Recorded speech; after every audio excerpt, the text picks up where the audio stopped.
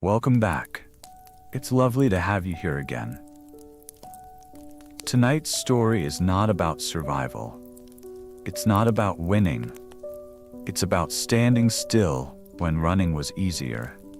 You've heard of the 300 Spartans, or at least the version that fits on posters and movie screens.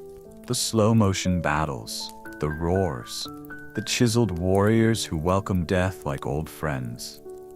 It's powerful, but it's also a lie, because the real Battle of Thermopylae, the one that happened on actual dirt in 480 BCE, was colder, quieter, and far more human. It wasn't about spectacle. It was about inevitability. You weren't born into glory, you were assigned to it. So tonight, we're gonna peel back the myth and look at what was left behind in its place. The dust, the silence, the teenage boys carrying spears taller than themselves, the slow march toward a narrow pass by the sea where cliffs swallowed sound and every stone knew what was coming. You won't be a king in this story. You'll just be someone doing what they were told, step after aching step beside men who will not come home. And if you've ever wondered what it actually felt like, not the legend but the truth, to sleep with armor for a pillow and fear for a companion, this might be your kind of story. If you've ever wanted to lie back and listen to history at its quietest, its rawest, its most forgotten, you're in the right place. So let your breath slow. And while you're here, tell me in the comments, did you grow up thinking the Spartans were invincible? Did you ever imagine what it smelled like in the past before dawn? Or maybe you just want to say hi, and that's more than enough. Because this isn't just a history lesson. It's a place we visit together, one quiet night at a time. Let's go back to the hot gates now. The cliffs are waiting, and the sun is just starting to rise. Chapter 1. The March to Thermopylae. It was the summer of 480 BCE, and Greece was holding its breath. The sky above the Peloponnese had hardened into a pale bronze haze. Rain hadn't touched the earth in over a month. Dust clung to everything. Olive leaves, sandals, faces. Even the goats along the roadside seemed to move slower now, their bells dulled with grime. The air was dry enough to feel brittle. From Sparta, a column had begun to move, slowly, deliberately, without banners or music. At its head rode King Leonidas, not in golden armor or regal robes, but in the plain red cloak of a Spartan commander, his helmet carried beneath one arm, his expression unreadable.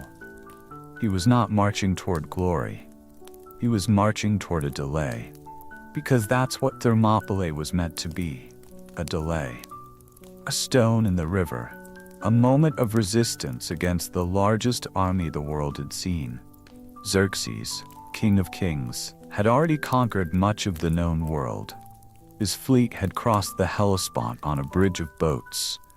His soldiers, Persians, Medes, Saka, Indians, Ethiopians, and more, came from across an empire so vast it took months to cross. It was not an army. It was a tide. And it was coming. The Greeks, divided and fearful, had argued endlessly. Some favored submission. Others wanted to defend the isthmus and abandon the northern states. Athens had evacuated its citizens to nearby islands. Sparta decided to send 300. But not just any 300, men with sons, men prepared to die. And so the road north became heavy with footfalls. Each man carried his own weight, a shield of wood and bronze, curved and wide, covering from shoulder to shin, a dory spear over 2 meters long, tipped with iron, and a short Xephos sword for close quarters. The bronze helmet was fitted tightly over the brow and often removed during travel. Too hot, too heavy, and too loud. The sun had no mercy. Neither did the terrain. The road wound through farmland at first, golden fields now cut low after the last harvest. Farmers stood at the edge of the fields and watched the Spartans pass, saying nothing. Some gave nods, others looked away. The soldiers didn't return their gazes, not out of arrogance, but out of understanding. This wasn't a parade. It was a funeral procession, still walking.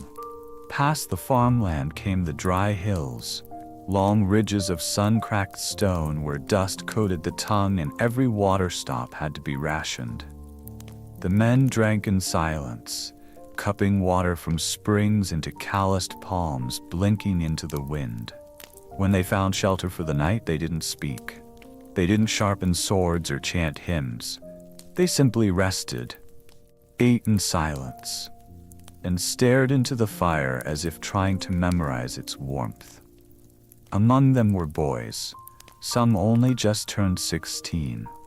Raised from birth under Sparta's iron discipline, trained to fight, trained to suffer. They had spent their lives preparing for this without realizing it.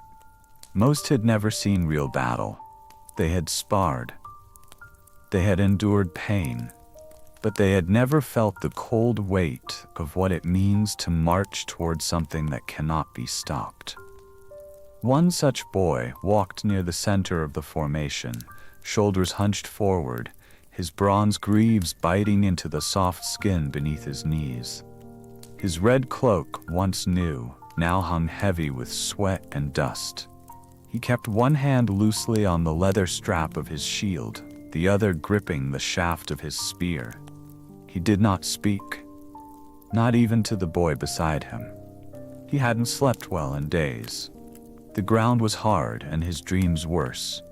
He dreamed of cliffs and fire. He dreamed of voices calling his name, only to wake and realize no one knew it. Not here. Each morning began the same. The sun barely above the hills, the fire down to embers, the armor cold to the touch. They would rise, gather their gear, adjust the bindings on their sandals, and fall into formation. The older men would say nothing. The younger ones learned to mimic their silence. Sometimes they passed the ruins of old shrines, columns toppled by time or by storms.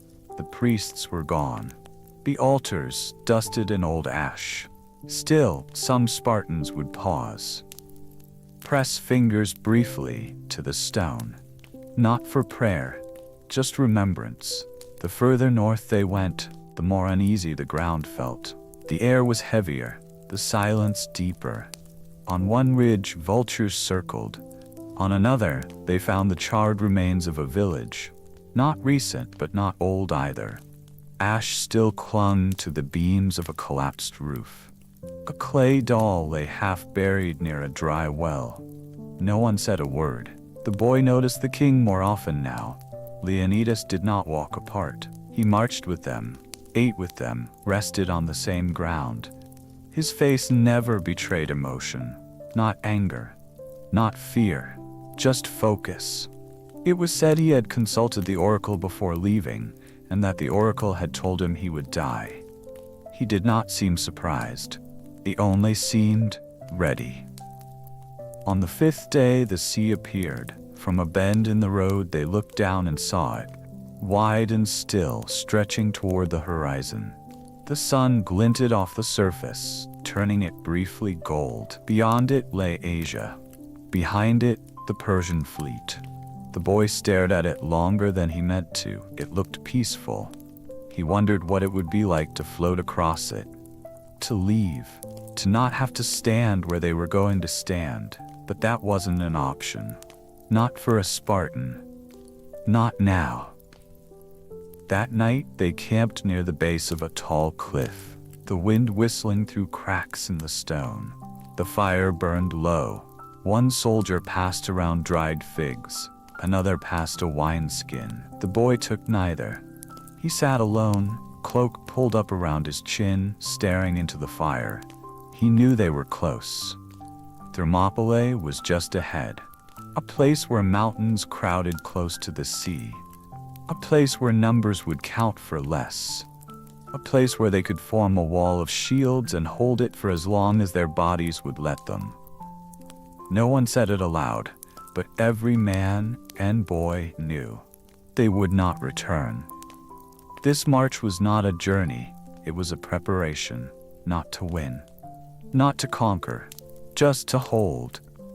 And so they marched into the narrow pass, into the shadow of the cliffs, into history, or what little of it would remember their names. Chapter 2. The place they chose, Thermopylae. The name in Greek meant the hot gates, a reference to the sulfur springs that bubbled from the stone at the base of the mountains, steaming and mineral-rich, carrying with them the faint scent of salt and iron.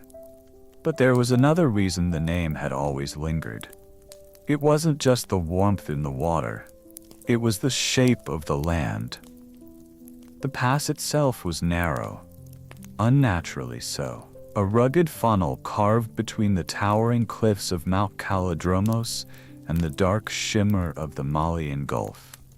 At its thinnest point, a handful of men could stretch their arms and nearly touch both rock and sea at once. Travelers had passed through this natural corridor for generations, long before empires and armies made it significant. Merchants, pilgrims, farmers driving animals along the stone road, and now, soldiers. You saw it long before you entered it. That was the nature of the pass. From a distance, it resembled a split in the earth, a deep cleft between two worlds, one made of granite and scrub brush, the other of wind, salt, and endless water. As the Spartan column neared the mouth of the pass, the terrain changed. The road narrowed, the air cooled. The sun no longer poured directly from above but was fractured by the mountains, casting long, uneven shadows that moved slowly across the ground like watchful spirits. The wind was different here, not the warm gusts of the inland plains, but a sharper, thinner breeze that rushed through the gorge like a voice echoing from an unseen mouth. It carried smells: old salt, pine resin, wet rock, and somewhere in the distance, fire. Someone had burned something. Not recently, but not long ago either. Your feet moved forward without instruction. No one needed orders here. The landscape itself gave the command. The path was too narrow for disobedience. The cliffs were too steep for retreat. The sea too close for escape. You glanced upward as you walked. The cliffs rose at impossible angles, sharp and pale and indifferent. Small tufts of green pushed out between crevices, wild thyme maybe or bitter laurel. A hawk circled overhead, its cry too faint to echo. The boy beside you muttered under his breath, barely loud enough to register. "This is it." You didn't reply. You didn't need to. Yes, this was it. This was where you would die. The ground was uneven beneath your feet. Loose gravel in places, smooth bedrock in others. The road had been walked by generations, but it had not been tamed. Each footstep carried sound: the crunch of dirt, the rustle of cloaks, the soft scuff of bronze greaves against stone. Even your own breath felt like something that had to be managed. Too loud, and it would shatter the quiet. Too shallow, and it might not be enough. There were ruins nearby, old ones, crumbled stones, half-buried in thistle. The remains of a Phocian wall once built to defend this very pass, long before Sparta arrived. You paused near it, placing your hand against the dry limestone. The grooves were still there. The faint impressions of tools, carved centuries ago by men who had stood in this same place, facing gods they didn't yet understand and enemies they hadn't yet met. The wall would be rebuilt now, in part anyway. Some of the Spartans had already begun reinforcing the old stones, stacking fresh ones atop them, preparing the ground not for a campaign, but for a final position. This wasn't a temporary outpost. This was the end of the road. Behind you, the other soldiers were fanning out into the narrowing space. You could hear the dull thuds of spear butts being rested against the rock, the groan of leather straps unbuckled as shields were set against the ground. A few of the older warriors sat down without a word, leaning back against the cliff face, their eyes half closed but never asleep. Others scouted the terrain further ahead, toward the widest point in the pass, where battle would most likely begin. No one looked back. To your left, the sea stretched outward in a calm, glassy ribbon. The Malian Gulf, quiet for now. You could smell it clearly here, salt and kelp and deep, cold current. You tried to imagine what it would look like filled with Persian ships, black sails, oars dipping like insect legs into the surf, drums beating across the water like war already humming beneath the surface. You closed your eyes for a moment and let the wind press against your face. It was cool, bracing. It carried with it the memory of everything you were trying not to think about, your family, your training, the unanswered question of whether you would scream when the time came or fall quietly. This place did not promise victory, but it promised something else. Here, numbers would mean less. Here, the enemy's cavalry would be worthless. Here, a few could hold against many, not forever, but for long enough. That was the gamble. That was why they had chosen this place. Not for triumph, for delay, because in this narrow pass, even death could serve a purpose. You wandered a little further along the cliffside, fingers trailing along the dry edge of the stone. Someone had etched a phrase into the rock, old, worn smooth by wind and years.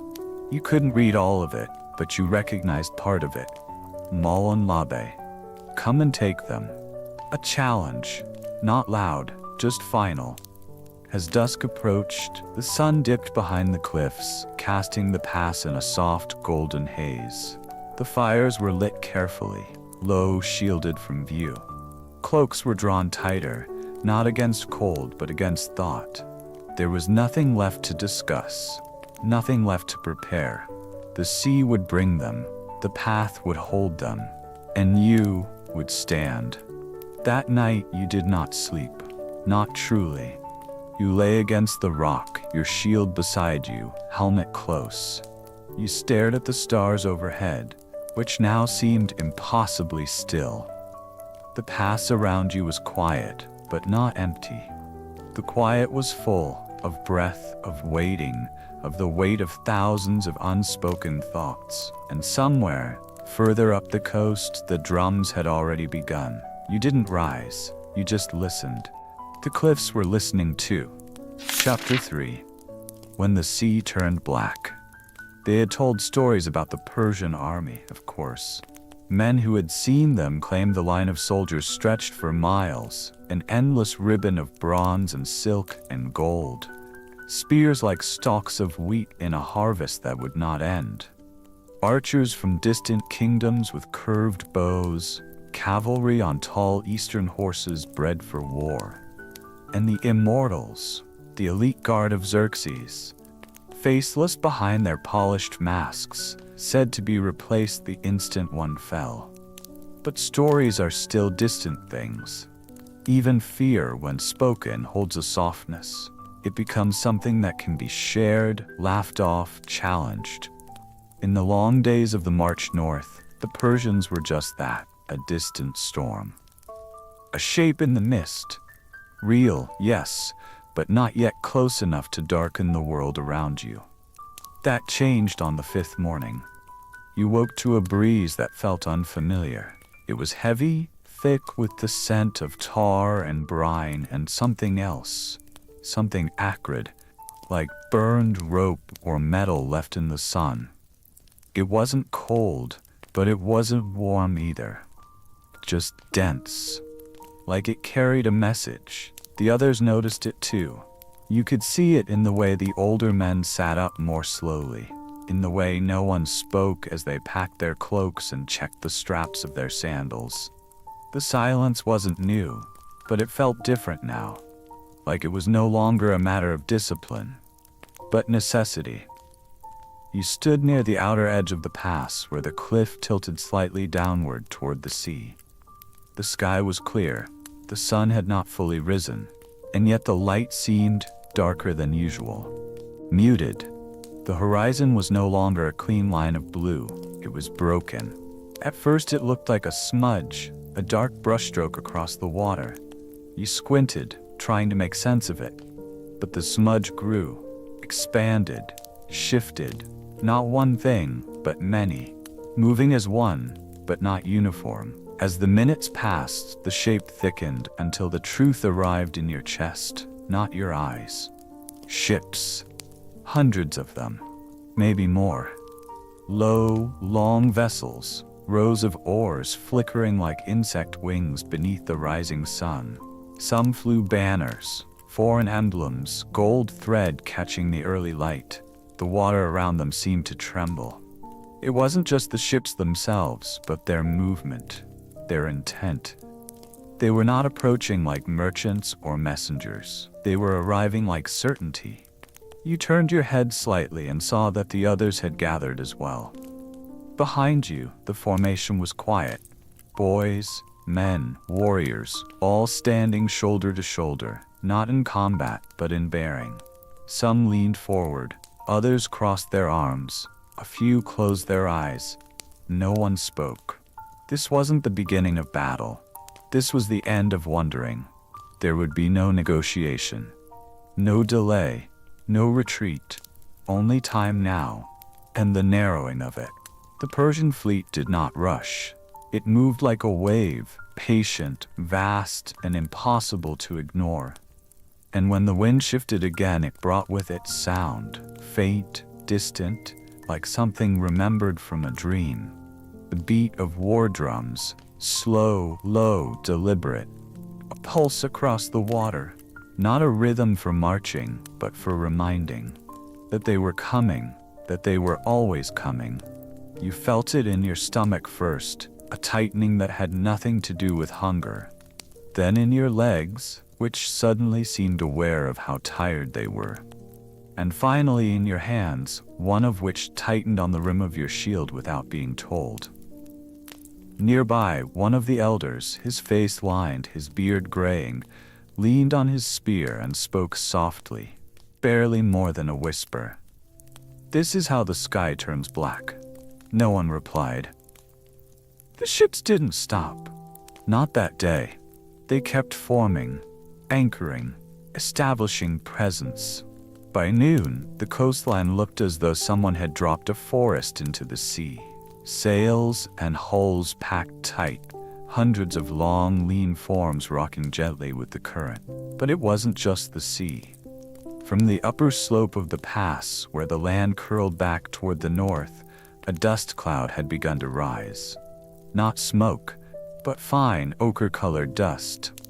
Kicked up from thousands of boots, marching on dry summer earth. The land army was here too. You didn't need to see the soldiers to understand the scale. The dust moved like mist, slow and deliberate, and when the wind caught it just right, you saw flashes of metal, glints of polished armor, the distant shimmer of spear points raised to the sky. And more than once, a sound that made your throat tighten. Not yelling, not shouting, but the low, synchronized chant of organized steps, feet moving in harmony, guided by command. The Persians were not disorganized. They were not a barbarian horde. They were a machine, and you were a boy, 16 years old, holding a spear you could barely lift, standing in a pass that would soon be filled with screaming. You didn't cry. That had been trained out of you long ago. But the ache in your chest was not just fear. It was something harder to name. The feeling that the world was about to change, not in an instant, but in a slow, unstoppable folding, like cloth being pulled from beneath your feet. The camp remained still that evening. The Spartans did not prepare differently. They did not shout or sharpen blades in dramatic rhythm. They continued as they always had, slowly, methodically, quietly. But the quiet now meant something different. It was not readiness, it was farewell. You sat near the cliff edge long after the sun had dipped. The sea had turned from gold to ink. The fires of the Persian fleet twinkled in the distance like a second set of stars, hovering just above the waterline. Their torches, their watchlights, their breath. You could still hear the drums. Not always, but often enough to remember they were there. You had tried to count the number of ships, but eventually it didn't matter. Too many. Your spear lay beside you, your shield upright in the dust. You felt the coolness of the stone through the fabric of your cloak. And as night settled in full, you leaned back, letting your head rest against the rock. The stars overhead didn't care. They never had. And the sea, now silent, kept whispering, "They're here." Chapter 4. The Wall of Shields. There are moments in life that move quickly, where chaos erupts, where adrenaline surges, where everything becomes a blur of instinct and sound and motion. And then there are moments like this, still, measured, tense in a way that feels suspended in time, like the seconds themselves have stretched longer just to delay the inevitable. It was early. The sun had not yet cleared the ridge, but its light had already begun to stain the highest cliffs in soft gold. Below, the Thermopylae pass remained in shadow, the narrow road chilled by the night air still clinging to the stone. The waves in the gulf moved gently, brushing against the rocks with a rhythm that seemed too peaceful for what was coming. Today, the Persians would arrive. Not scouts, not echoes, not banners on the horizon. Today they would meet. The camp stirred slowly. There were no trumpets, no bellowed orders, no urgent clamor of readiness. The Spartans did not prepare as others might have, not with fire in their bellies or fear on their tongues. They moved like they had every morning of the march. Quiet, practical, deliberate. One by one, men rose from their sleeping cloaks, dusted off their legs, stretched aching limbs, and began to dress, not in haste, but in ceremony. Every part of the armor had its ritual. The greaves were strapped first, binding tightly around shins already bruised. Then the chest plates, fitted snug against the ribs, polished smooth from years of use. The red cloaks were folded carefully and set aside for now. Battle was not a place for show, only function.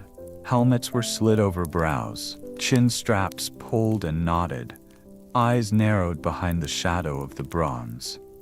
The spear came last, tall, heavy, with the counterbalance spike resting near the foot. Some leaned on it like an anchor. Others twirled it slowly, testing grip and reach, breathing in the weight of it. And as all this happened, a line began to form. No one said where to stand.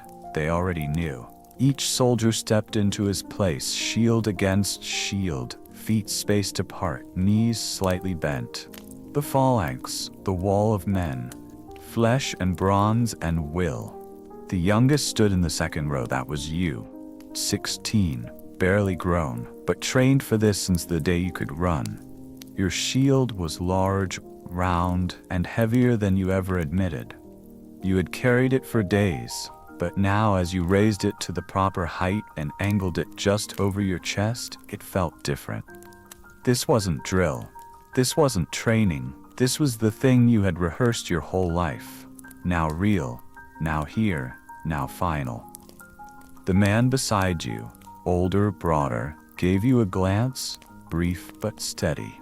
He did not speak. He simply nodded once, then turned his eyes forward. A few ranks ahead, you could see Leonidas moving through the line, not inspecting like a general, but standing among them like a peer. His face was unreadable. Not stern, not soft, simply resolved. He looked less like a king and more like a man who had already accepted his place in the next chapter of someone else's story. Around you, the sound of armor adjusting faded into silence. No one fidgeted. No one asked questions. All that could be said had been said long ago. All that needed to be done was waiting. The enemy would come through the pass, not in a flood, but in waves. The geography demanded it. That was why this place had been chosen. The narrow road ensured that no matter how many Persians there were, they could only come a few at a time. The phalanx was made for this. You didn't move. The shield pressed against your arm. Your legs trembled slightly, not from fear but from tension, from holding, from bracing. You could hear your own breathing and faintly the man's beside you. Somewhere behind, someone cleared their throat, a cough, the creak of a spear shaft flexing slightly under pressure. And then, far ahead, came the sound. Not shouting, not drums, but the dull metal rhythm of footfalls, armor on armor, thousands of feet on stone. The Persians had entered the pass. You gripped the spear tighter. Still, no one moved. You were taught not to rush. The strength of the phalanx was in unity, in the overlap of shields, in the silence between the clash. You did not lunge, you did not break formation. You waited. The air thickened. Dust began to rise. And finally, as if conjured from the heat and haze, they appeared. The first line of Persian infantry crept into view, armored in linen and bronze, helmets shaped differently than yours, curved blades in hand. They didn't shout, they didn't laugh. They moved like men who had done this before, cautious but confident, their numbers giving them comfort. You felt your stomach tighten, but your arms remained firm. Your feet dug deeper into the earth. You were not allowed to retreat, not in body, not in spirit. The man beside you shifted slightly, adjusting his shield, brushing the edge of yours. That touch, soft, incidental, reminded you that you were not alone. You were one of many, and together you were something more than fear. Then the command came, not screamed but spoken loud enough to be heard, brace, and you did. Shields forward, spears angled, feet planted, your muscles locked, your eyes fixed, your breath slowed. And in that moment, before the crash, before the dust, before the blood, you thought of home, of simpler things, the smell of olive bread, the sound of birds at sunrise, the roughness of your father's hand when he gripped your shoulder before you left. Then, like thunder on the stone, the Persians charged, and the wall of shields held. The scream of metal meeting metal rang through the pass like a cracked bell. Spears jabbed, shields slammed, boots slipped, men fell, but the line didn't break. Not at first, not yet. You pushed forward with your whole body, your arm burning beneath the weight of the shield, your hand blistering from the haft of the spear. You didn't look up, you didn't look left or right, you stayed in the formation, because that was what mattered, not the individual, but the wall. Time blurred, the sun rose higher, the ground beneath your feet turned slick. But you stood, you fought, you held, because this was your place. And your name did not matter, only the shield, only the man beside you, only the wall that would not fall. Chapter 5, the heat, the dust, and the hours between. The first clash had passed. The line had held, and now came the hours in between. The part no one writes about, where the legends grow quiet and the men inside them simply wait. There is a strange kind of stillness that follows violence. Not silence exactly, but a slowed, hollow rhythm that settles over the ground like settling ash. The kind that creeps into the folds of your cloak, into the crease behind your knee, into the back of your jaw where your teeth ache from how tightly they've been clenched. Thermopylae, in the early hours after the first engagement, had grown hot again. The shade of the cliffs retreated with the sun, leaving the narrow pass exposed to the full weight of the Greek summer. The rocks baked. The air shimmered. Even the gulls seemed reluctant to cry overhead. You hadn't removed your armor. No one did. You kept your shield close, your spear upright in the dust, your cloak bunched against your back where sweat had already soaked through the wool. Your helmet, pushed up above your brow, left a red ring around your forehead. You tried not to think about the sting in your shoulders or the way your thighs trembled when you bent your knees too long. Your mouth was dry, but you were not thirsty.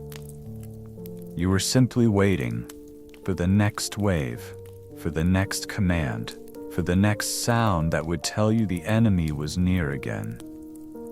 All around you, the others waited too. Some stood, some crouched. A few sat with their backs against the stone, spears resting across their knees, heads bowed in a posture that was not quite sleep and not quite prayer. One soldier, an older man with grizzled arms and a long scar beneath one eye, was running a whetstone along the edge of his Xiphos blade with mechanical slowness. Another picked up the calluses on his hands with the tip of a small dagger, the flakes of skin falling into the dust unnoticed. No one spoke unless absolutely necessary. Voices carried in the pass, and there was no reason to remind the Persians that the Greeks were still steady. Even your breathing had changed. It came slower now, not out of calm, but as a way of managing the noise. Every breath too loud felt like an interruption. And besides, there was a rhythm to preserve. A soft inhale, a steadier exhale, the kind you learn when you've been still for too long, with only your heartbeat for company. You looked down at your hands, surprised again by how dirty they'd become. Not from the soil, but from the leather grip of the shield strap, the bronze of the spear, the chalky sweat that formed a crust along your knuckles. Your nails were black at the edges, your fingers swollen, though you hadn't noticed when it happened. They just were. Time was beginning to fold in on itself. It wasn't just the heat that blurred things. It was the way minutes dragged and then vanished. You would blink and find the sun had moved 2 inches across the cliff wall. You'd stretch your leg and realize it had been an hour since the last. You'd hear a stone fall somewhere up the ridge and turn your head automatically, as though someone had shouted, but there would be nothing there. Only the cliff, the air, and the heavy quiet. Every now and then, the boy beside you would shift his weight and wince. You could see the rawness where his cloak had rubbed his neck raw. His lips were cracked. His hands hung loosely at his sides like they had forgotten how to hold things. You thought about speaking to him. Just once. Just something simple. Not to break the silence, but to confirm it hadn't taken you completely. But you didn't. Because you remembered what the instructor said during your first year of training. Discomfort is not something you share. It is something you carry. And besides, what would you say? Are you afraid? Too obvious and too dangerous. Fear, when spoken aloud, becomes something harder to control. How long will we hold? No one knew. And worse, everyone already suspected the answer. What if they don't come again today? They would. That was certain. The only uncertainty was when. So you stayed quiet. You all did. Occasionally a small contingent of Thespians or Thebans would pass by, returning from patrols or reorganizing along the flanks. Their faces were tight, and though their armor was less refined, their eyes carried the same tension. There was no pretense anymore, no hope of reinforcement. no belief in rescue. This wasn't about defense, it was about delay. From time to time, your commander would step forward, check the line, adjust the spacing. He didn't shout or bark, just nodded, repositioned a man here or there, touched his shoulder with a firm hand, gave a quiet word of readiness. Not encouragement, there was no point in lies, just presence. The sun climbed higher and the wind thinned. By now the dust had settled on everything. Your eyelashes, your lips, the top rim of your spear. When you rubbed your eyes, they burned, but you didn't stop. The salt from sweat had already dried into crusts on your temples. Your lower back ached from the posture, but you didn't adjust. Not with the others watching. And then, as the hour passed into another, came a sound. Low at first, a vibration in the ground. You felt it in the balls of your feet. A pulse, as though the earth itself had taken a breath. Then the sound grew. Not a roar. Not yet, just the dull thump of approaching force. Measured. Heavy. Coordinated.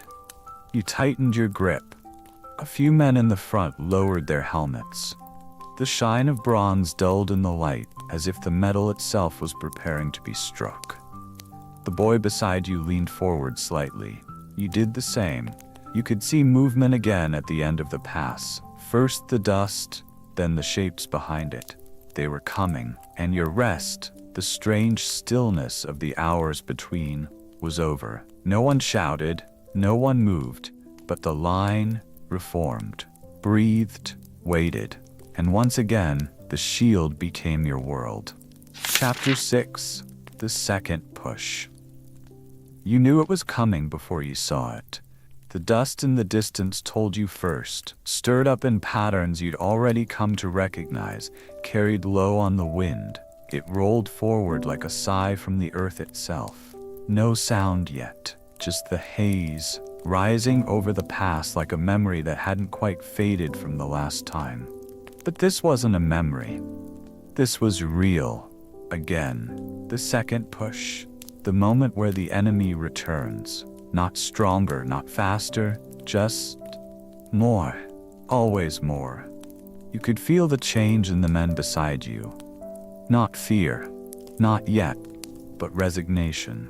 Like bodies preparing for what minds already understood.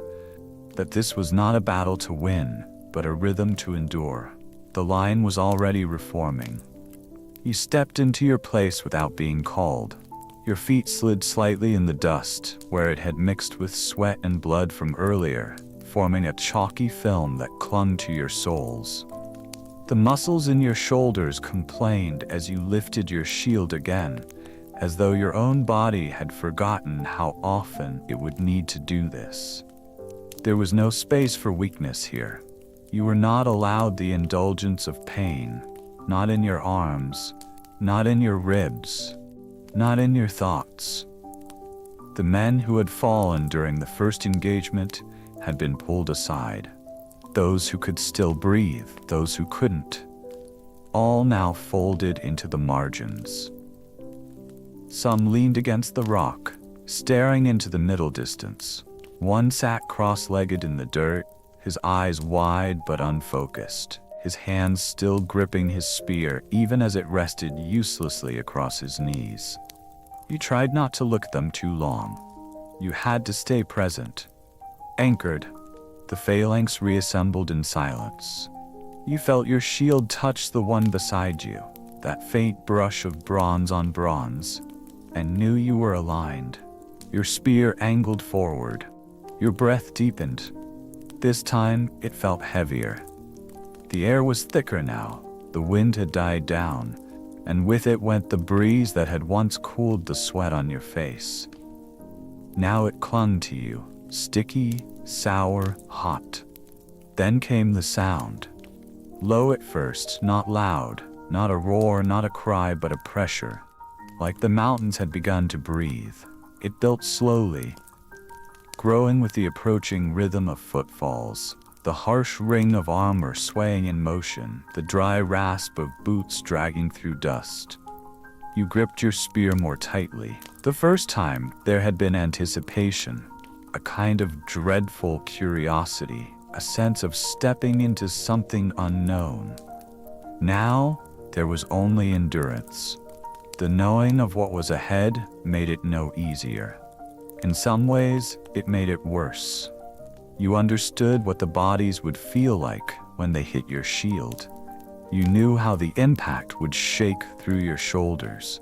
You could already taste the dryness in your throat when your jaw locked during the press. You knew how hard it would be to hold. The enemy emerged, not in a charge, but in a wall. Line after line of infantry, darker now from the morning dust and blood, yet no slower. They came in ranks, disciplined, replenished. The front soldiers bore shields and curved swords, behind them spears, behind them more. A machine of flesh and metal, faceless, not because they wore masks, but because there were too many to distinguish. They blurred together, a wave cresting again. And then it broke. The crash, when it came, was everything you remembered.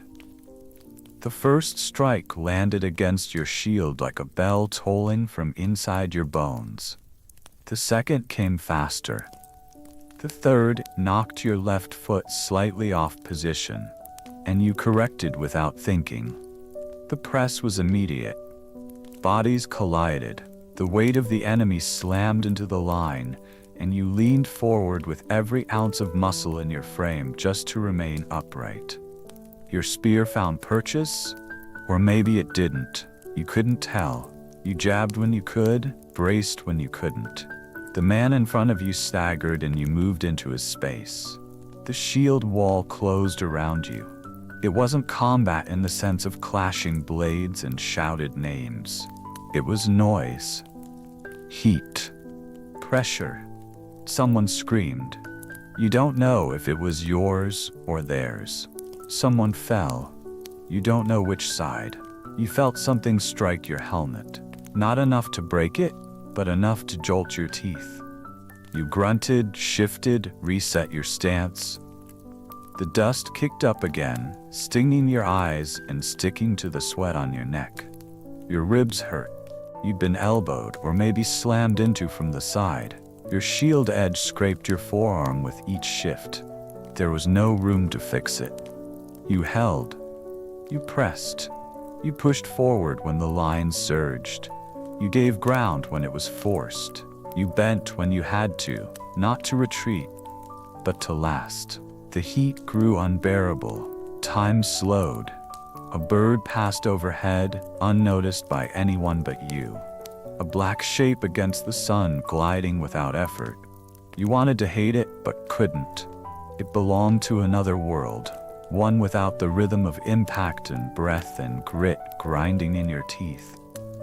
Eventually, and you could never remember how long it took, the wave began to falter. It didn't break cleanly, it never did. The Persians didn't flee, they simply stopped pressing. The push lessened. The bodies in front of you no longer collided with your shield. They dropped or backed away or were replaced by silence. The line held. Again. You didn't cheer. You didn't cheer. You didn't smile. You just exhaled, slowly, heavily, and felt the fatigue settle deeper into your chest. Your legs were shaking now. Your arms felt twice their weight. Your back ached in a way that told you this was only the beginning. The commanders called for rest, not relief.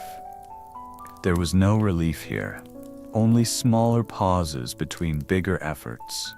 You stepped backward from the front, your sandals slipping slightly in the churned earth, and found a place to lean. You didn't sit. You weren't sure you could get back up again if you did. Someone handed you a small cloth dampened with water. You wiped your face, half blind from sweat. You blinked at the sun. It had moved again. Higher now. No clouds to dim it. The cliff beside you cast little shade. The fire of day had begun in earnest. You had survived the second push. But the day was far from over, and the waves were not done. Not yet. Chapter 7. The Thespian Line. There are certain things you don't expect to remember. Not when your body is aching, not when your ears are ringing from impact, not when you're counting your breath just to keep your legs steady. But sometimes it's the smallest detail that etches itself into your memory. Not the roar of war, not the crack of bone, but the quiet arrival of someone who chose to stay when they didn't have to. That's how the Thespians joined the line. You'd seen them before, days ago, on the march north. They didn't move like Spartans. They weren't trained the same. Their armor wasn't as polished. Their tunics weren't dyed in matching blood red. Some wore cloaks the color of dusty bark. Their helmets varied in shape and age, but they carried themselves with a different kind of strength. One that didn't come from drills or punishment, but from conviction. They had followed you here, not out of law, not out of obligation, but because they believed the stand mattered. And now, as the sun began to shift westward and the Persians prepared for another wave, the Thespians quietly took their place along the flanks. There was no ceremony, no speeches.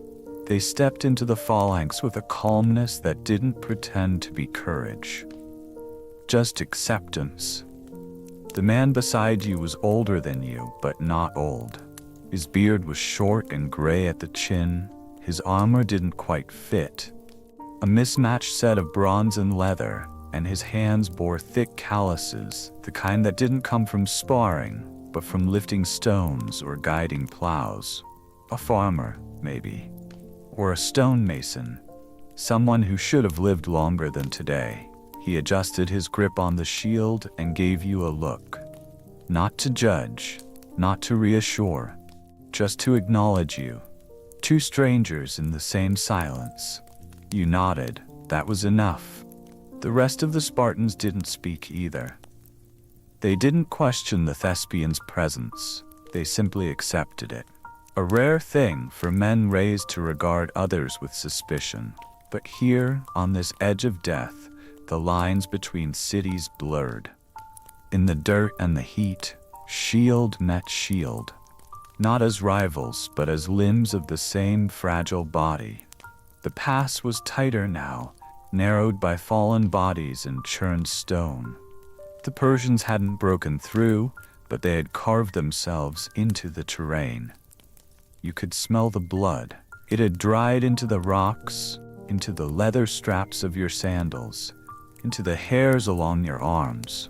A few flies had begun to gather around the edges of the field. You tried not to notice them. You tried not to notice anything beyond the task at hand. The line stood ready again. This time, you weren't in the center. You'd been shifted to the left. Your new position overlooked a slight bend in the pass, a corner that made visibility harder, that required sharper timing. That was why the Thespians had been brought in, to extend the formation, to absorb the fatigue where Spartans had begun to waver. And you had begun to waver. Your knees no longer felt solid. Your hands ached from gripping the spear. Your back, which had once carried the weight of a full kit, now cried out from every turn. But you didn't fall, because the man beside you didn't fall, and neither did the one beside him. So you stayed upright. The sound of another Persian advance echoed through the pass. It was becoming familiar now, the rising pulse, the low metallic hum of their armor in motion, the deep chant of their footfalls slamming against packed earth. They did not scream. They did not charge wildly. They came like a tide, patient, intent. And once again, the wall braced. This time, it was the Thespians who held the farthest edge. You heard their cries before you saw the contact. Rough voices, not harmonized like yours. They fought differently too. Less formation, more grit. When the Persians broke forward, they didn't just absorb the blow. They met it with full-body strikes. You saw one of them slam his shield upward into the jaw of an attacker, sending the man reeling backward with a cry that disappeared into the noise. The line swayed, recovered, swelled forward again. You followed the motion instinctively, pushing your shield forward, thrusting your spear, feeling the reverberation up your forearm with each strike. It was not elegant. It was not heroic. It was repetition. It was labor. A Thespian beside you fell. His shield slipped first, then his legs. You caught him with your elbow, bracing until another filled his space. The line didn't break. Not yet. The minutes blurred. You lost track of how many enemies you faced, of how many fell, of how many more replaced them. But somewhere in the middle of it all, in the haze of dust and heat and muscle grinding against metal, you realized something. They weren't retreating as quickly. This push lasted longer. They were probing for weakness now. Not just charging, but pressing, searching, grinding. They had begun to test you. Not with numbers, but with pressure. And it was working. A few Spartans had dropped back to drink, to retie their sandals, to patch bleeding hands. Thespians filled their places without being asked. No ceremony. No complaint. One of them pulled a discarded shield from the dirt and stepped into a Spartan's place as though he had trained for it all his life. You noticed it. Others did too. And quietly, something shifted. It wasn't respect. Not yet, but it was recognition. The Thespians had come to die, same as you. Not as allies of convenience, but as brothers of choice. They had no reason to stand here, but they stood anyway. And in the heat, in the noise, in the unending churn of limbs and grit and blood, that mattered. The sun had begun to fall lower now, dipping behind the cliffs in long bands of orange and soft amber. The dust glowed in the fading light like smoke. The last wave of the day had been pushed back. You had not moved in hours. Your body felt both heavy and hollow. But the line had held. You leaned against the cliff wall as the formation broke for rest. A Thespian, the same one who had stood beside you, sat down with his back to the rock, removed his helmet, and wiped his brow with the edge of his cloak. His face was tired, worn, open. "Tomorrow," he muttered, barely above a whisper, "they'll bring more." You didn't reply, because you both knew he was right. Chapter 8. A Mountain Path. A Whispered Name. The third night arrived like something exhaled from deep within the mountain, slower than the others and strangely quiet. The battlefield had stilled for now. The last wave had been pushed back again with fewer losses than before, but more bruises, more aches, more glances passed between soldiers that said without saying, "This can't go on forever." The Spartans were tired. The Thespians were quieter than before. Even the sea, so often a steady background voice, had faded to a distant hush. The world around Thermopylae had not gone to sleep, but it had begun to listen. You lay on your side, your helmet beside your head, your spear braced upright in the dust beside your mat. Your shield, covered now in a mottled map of dirt and blood, leaned against the stone. You were too tired to sleep, too sore to rise, and too alert to rest. The tension that once lived in your shoulders had slid downward into your chest, where it sat like a stone just behind your ribs. There had been fewer words spoken today. Not just because of fatigue. That part was obvious. But because something had shifted. The commanders had walked more frequently through the ranks. There had been more small meetings, more quiet gestures, more glances toward the higher cliffs beyond the pass. You hadn't been told anything. But the silence had grown pointed.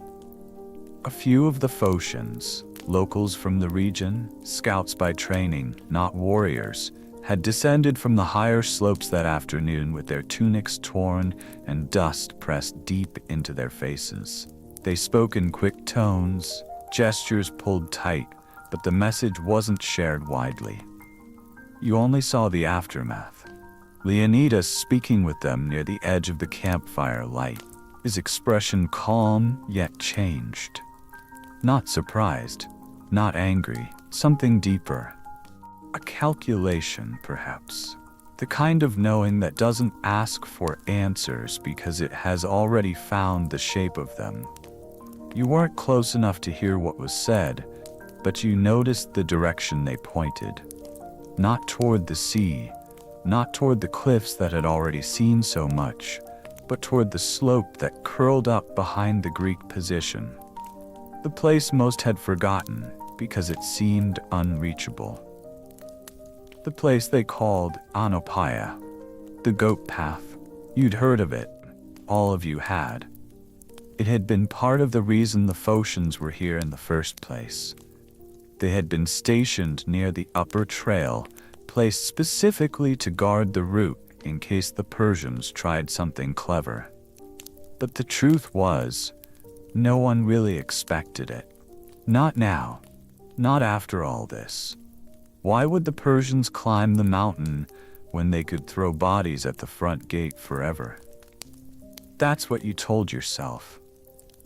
But as the stars began to bloom in the sky, those same constellations you had stared at the night before, now dusted slightly by drifting campfire smoke, you felt the change. It moved like weather. It didn't roar, it whispered. Some men didn't lie down to rest, they sat up instead, backs to the cliffs, eyes scanning the ridge. Others sharpened their spears not for readiness, but to keep their hands busy. You shifted where you lay and tried to sleep, but your body remained stiff, frozen in that state between day and night where thought becomes noise and noise becomes shape. You kept seeing things behind your eyes, a figure walking through dust, a voice you couldn't place, the curve of a trail you hadn't climbed. A little before midnight, a messenger passed through. Not fast, not alarmed, but his arrival wasn't casual either. His feet were coated in gravel, his face was tight. You heard him stop near a line of Theban troops, whisper something to their officer, then move on without waiting for a reply. And when he left, a name was spoken, softly, not shouted, not repeated, just once, Ephialtes. You didn't know it, not then. But later, after the final morning, after the sun rose one last time over the pass, after the bodies were counted and the hill piled high with shields, that name would ring louder than 1,000 swords. Ephialtes. Not a soldier, not a king, just a local. A man who knew the land, who knew the paths above the cliffs, who had stood at the edge of history and made a choice not with a spear, but with a word. But here, in the dark of the third night, he was just a whisper. A shadow passed between watchfires, a name not yet fully formed, a question you weren't even sure had been asked. You rolled onto your back and looked up again. The stars hadn't moved. The sea still breathed. The pass remained narrow, unchanged, but the space behind your ribs felt tighter now, as if something was approaching from behind, not with noise, but with certainty. And in that silence you realized, sometimes the wall does not fall from the front. Sometimes it's undone from behind. Chapter 9. When the cliff trembled. The dawn came late. Not by the sun's rising, that came as it always did, on time and without regard, but by the weight in your chest, which told you that something had already gone wrong before the first light reached the pass. You had slept, though not deeply. It was more like a drift, a long and uneven falling into images you didn't remember, and sounds that felt close, but meant nothing. When you finally opened your eyes, the sky above you had changed color. The stars were gone, and in their place was a pale gold, streaked with a thin band of gray, like a wound not fully closed. The cliffs above still cast their long shadows over the camp, but the light was beginning to push through the cracks. You sat up slowly, spine stiff, breath shallow. Something was different. The others were stirring too, not in the usual rhythm, not with the practiced silence of men preparing to fight again, but in an uneven, scattered motion.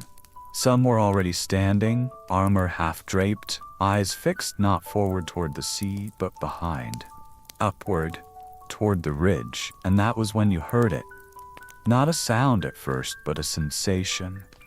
A vibration, too faint to name, like the murmur of insects under stone or the shuffle of cloth in a distant corridor.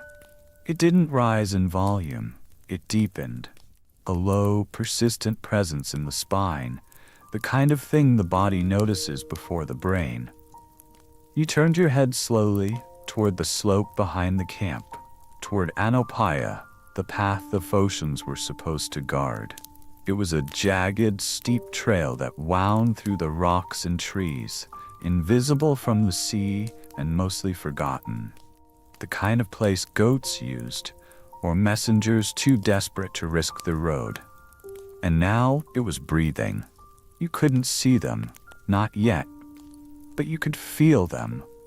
Somewhere high above the ridge, where the trail flattened briefly before descending into the rear of the pass, a new pressure had entered the air. And then came the confirmation. A shout, sharp, brief, from the edge of the cliff line. You turned. Others did too. What you saw was not the source, but the reaction.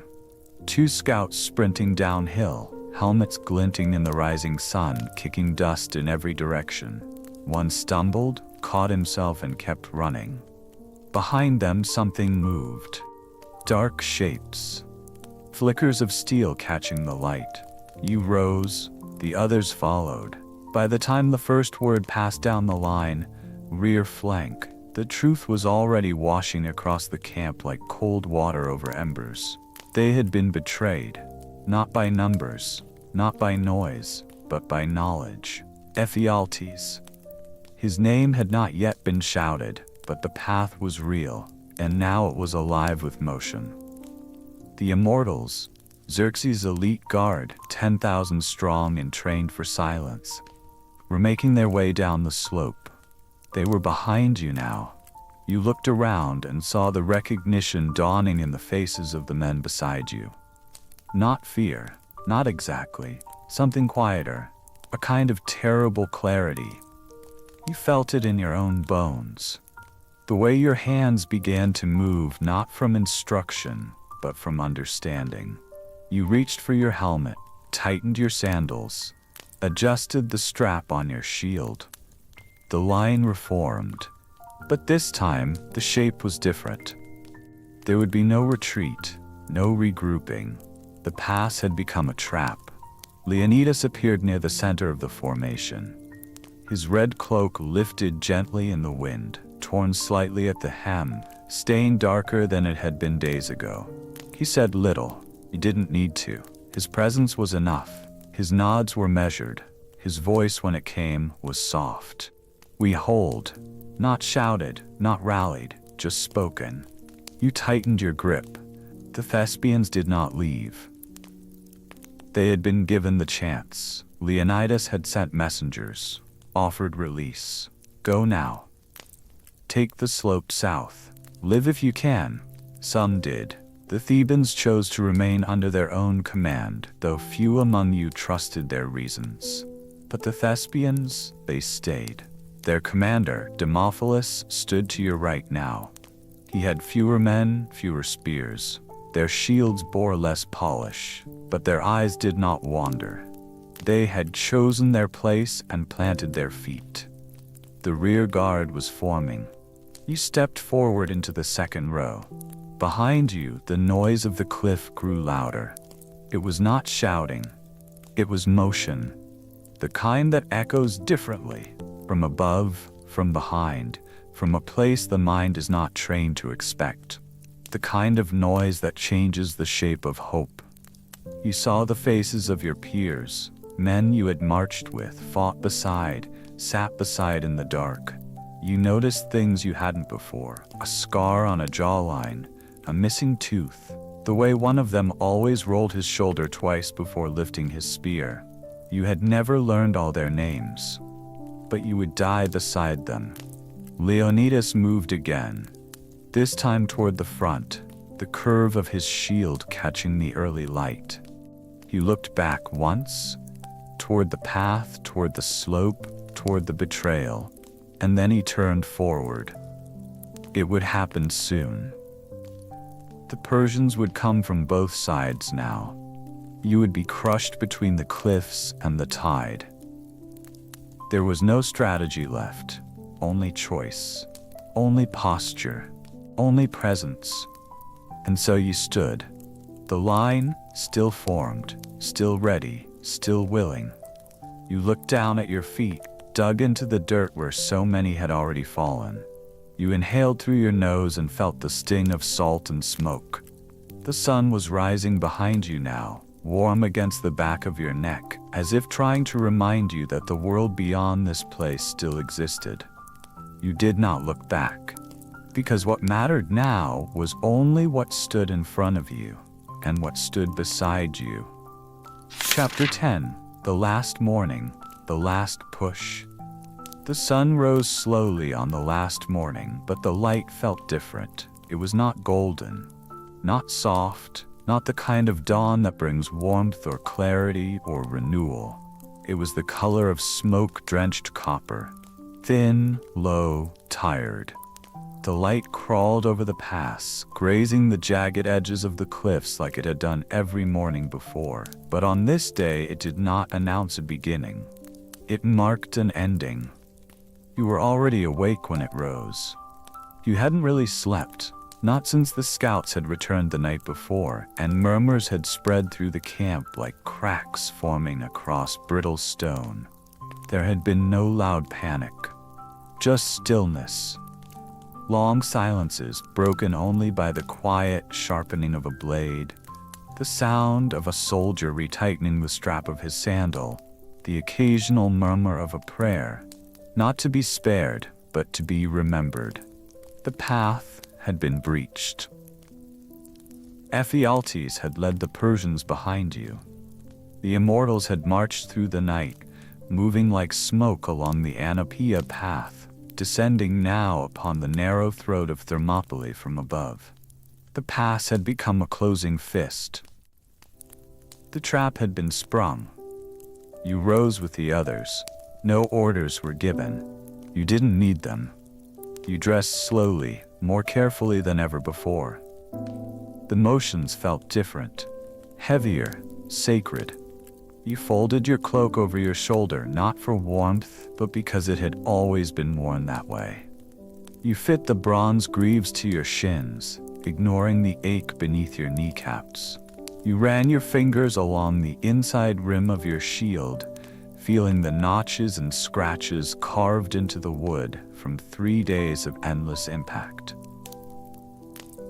And then you placed your helmet over your head, not as protection, but as declaration. You were ready to become a statue, if not in marble, then in memory. The men around you did the same. Spartans, Thespians, and a few others who had refused to leave. Not for glory, not for honor, but because some people cannot walk away from those they've stood beside. You had trained for this, but they had chosen it. That was a difference you would never forget. Leonidas stood at the center of the formation, his shield strapped tight, his red cloak stiff with dust and blood. He looked older this morning, not weaker, just more human. His beard was streaked with ash from the fire. His brow was creased, but not with fear, only gravity. He spoke briefly, calmly, not to inspire, but to center. "We die today," he said. "Let it be with purpose." No one replied. No one needed to. The line formed again. You stood near the front this time. There were no rotations anymore. No backups, no reserves. This was the last formation, the last posture, the final brace. The sun was fully above the cliffs now, but its warmth did not reach you. The air remained still. Even the sea had grown quiet, as if watching. And then they came, not from one side, from both. The immortals descended from the mountain trail like ink bleeding down a page, their dark forms flowing between trees and rock, closing in from behind.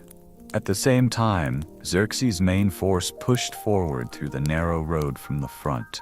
Thousands of soldiers pressed shoulder to shoulder, spears high, shields low. You braced your legs. Your heart did not race. It had done enough of that already. Now it simply beat, strong, steady, one last time. The sound of their footsteps grew louder. Their chants rose again, rhythmic, sharp, designed to smother. But the line did not move. It simply waited. When the first Persian reached you, his blade met your shield with a clang so loud it felt like it cracked the sky. You drove your spear forward, felt it catch, then withdraw, then swing again. It was all instinct now, all breath and rhythm and reaction. The impact came in waves. First the front, then the sides, then the full force. Shields collided, spears shattered, feet lost traction, bodies collapsed, dust filled the air. The pass became a furnace of flesh and bronze. The narrowness you had used for 3 days to defend now became your cage. You could not step aside. You could not retreat. You could only push forward or fall. You pushed.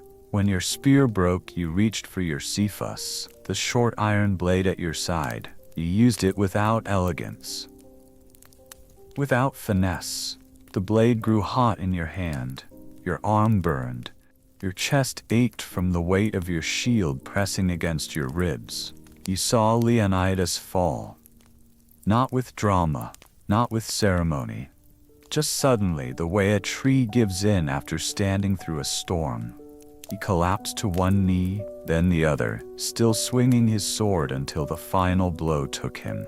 His men closed around his body like branches folding over a root. You didn't cry, you didn't have time. The line held, not straight anymore, not perfect, but it held. You saw a Thespian beside you cut down, his hand still gripping the edge of his shield even as he fell. Another man stepped into his place before the body touched the ground. The pass narrowed again, filled with noise, and the noise was no longer human. It was the roar of inevitability. Eventually, your legs gave out. You fell to one knee, still swinging, still pressing forward. You were bleeding. From the arm, maybe the thigh. You didn't know. You couldn't feel it. There was no room for feeling, only motion. When your shield was knocked from your grip, you did not reach for it. You simply rose, took one more step, and kept fighting. They say it ended around midday. That by the time the final bodies had been pierced, the sun was directly overhead. That the Persian dead were so numerous they had to clear the path before they could march again. That the Greeks, fewer than 2,000 in number, had killed 20 times their own before the last sword fell. But you did not see that moment, not from outside.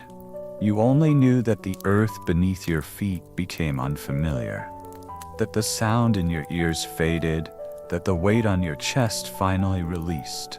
That your last breath came with silence. And then, like dust swept from stone, you were gone.